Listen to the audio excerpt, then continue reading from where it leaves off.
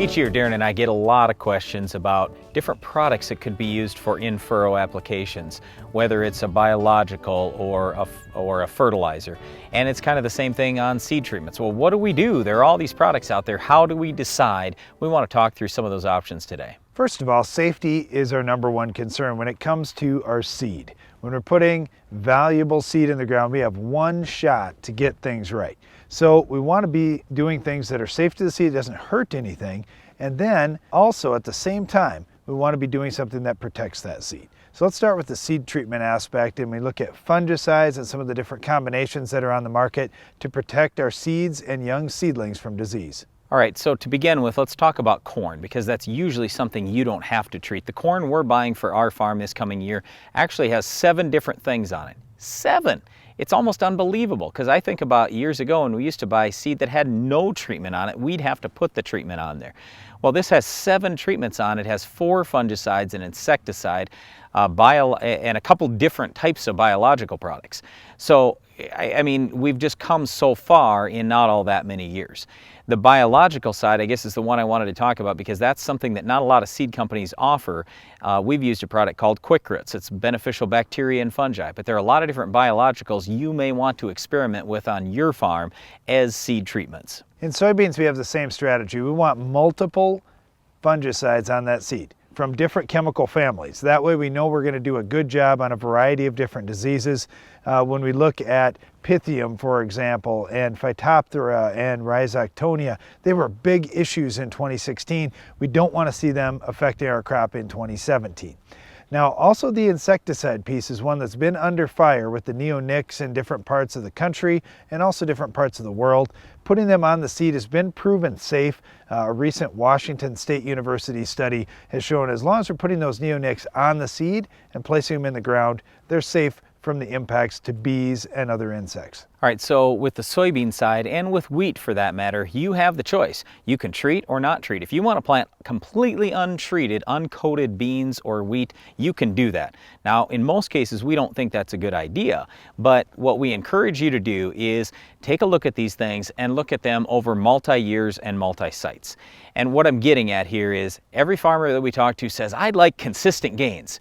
Well, with seed treatments, you have very inconsistent gains. You might gain a bushel one year, but you might gain 8 bushels the next year. You have to take a look at the average over time. Does it pay over time or does it not? And certainly, if you have wetter and cooler conditions when you plant, a fungicide is more likely to pay. But don't forget, fungicide can protect seed and the seedling and that plant for up to a couple of months. So it's going to last a lot longer than, oh, just when the seed pops out of the ground. Insecticides, same kind of deal. With the biologicals, same thing. So these aren't just seed protectants, they are seedling and young plant protectants.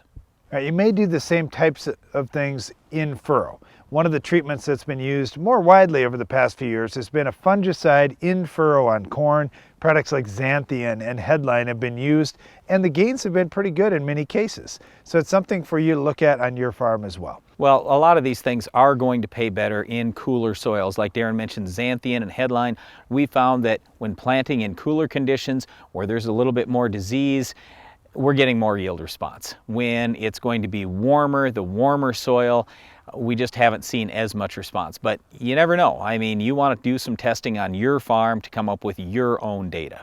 You know, with soybeans, Brian, we get asked all the time, is it better to put our inoculant on the seed or in the furrow? The challenge with the in-furrow application, if you're using a liquid seed treatment, is you need to use a much higher rate than you would use if you're putting it on the seed to get the same results. And because it costs enough I don't think it's really worth doing it in many cases. If you're going to do an in-furrow, you're better off with some of the dry peat-based type materials for inoculants on soybeans. That can have some good gains for you on an in-furrow application. All right, the other big thing is people will ask us all the time, well, which one of these things is better? Look, the big thing is to treat your seed rather than not treat your seed. So I'm just trying to say there are a lot of different brands out there for seed treatments on wheat and on soybeans. You can do your own experiments and figure it out yourself on which brand you think is better, but all we can tell you is treated versus untreated is a big deal. Now, it goes the other way when we talk about putting fertilizer out there. Okay, so let's say that you've got, we've talked to some companies that are putting zinc right on the seed. We worry about that. It's possible that that could be overdone. Even in-furrow, if you use the wrong fertilizer at too high a rate, like 1034O, a lot of people talk to me about, oh yeah, 1034O, I like that in-furrow. Well, how much are you using? Well, 10 gallons per acre. And I go, oh my goodness, what? Why? Why are you putting so much on there? That is tremendous risk. That is a crazy amount of salt that you're getting on or near that seed. It's just risky. And the whole thing is, what we try to stress to everybody is, we've got a lot of risk already today in farming. Why add more risk to that? The big thing is just to watch the salt load that you're putting in furrow. There's a lot of different options that you can do. You can find lower salt fertilizers. You can move stuff over 2x2, for example, and you can certainly lower your rate.